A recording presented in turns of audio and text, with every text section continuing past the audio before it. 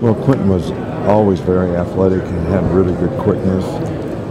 I think he was sometimes a little undersized, and maybe that limited his role, but as he got bigger and stronger with that quickness, he became a dominant player, and he always played with a great attitude, lots of tenacity, was a really, really hard worker, tried to do everything right, and was a smart player. So the combination of those things helped him rise very quickly.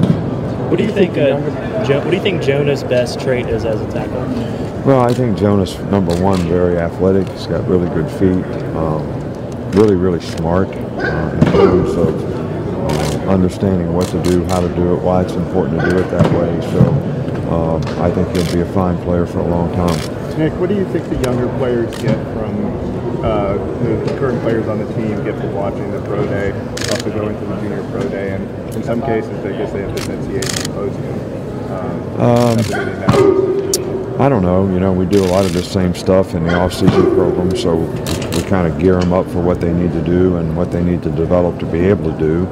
I always caution our players that, you know, there's two things. You know, you can prepare for the combine, or your vertical jumping and standing broad jumping, all that, or you can prepare to be a good football player, which is what I think most people are looking for. So the training that we do with them, but for them to see this, they'll be more prepared for when their time comes.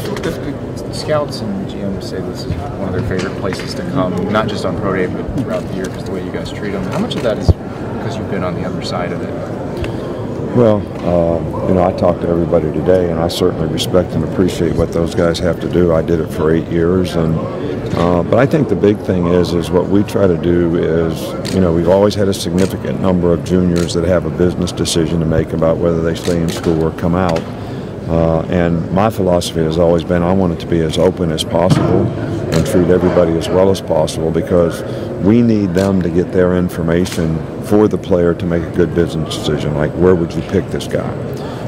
And that's been very, very helpful to a lot of our players. So that goes both ways. We need to be accommodating to them when they come here, and then they're very forthcoming with us when we need to get that information.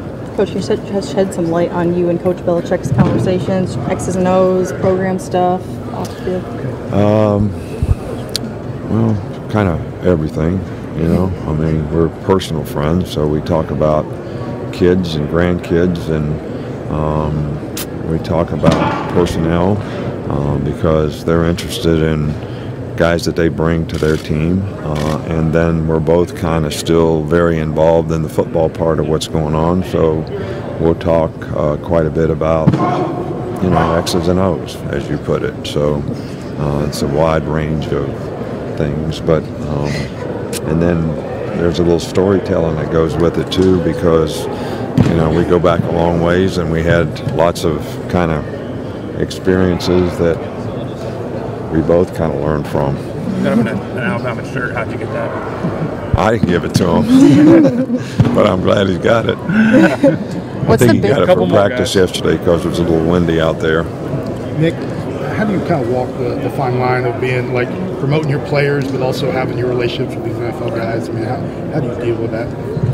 Well, I don't think it's really hard. I mean, I think it's an advantage for our players that we have good relationships with the NFL and the NFL people, because ultimately I think most everyone on our team would like to have the opportunity to be able to play in the NFL someday.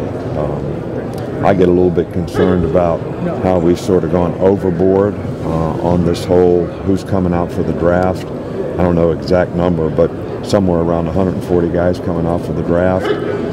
It has not worked out well for about 50% of the juniors that have decided to come out early in the last 5 years or so. I think there's like 380 guys, like 24% of them didn't even get drafted. Another 25% of those that did get an opportunity didn't make a team past 3 years.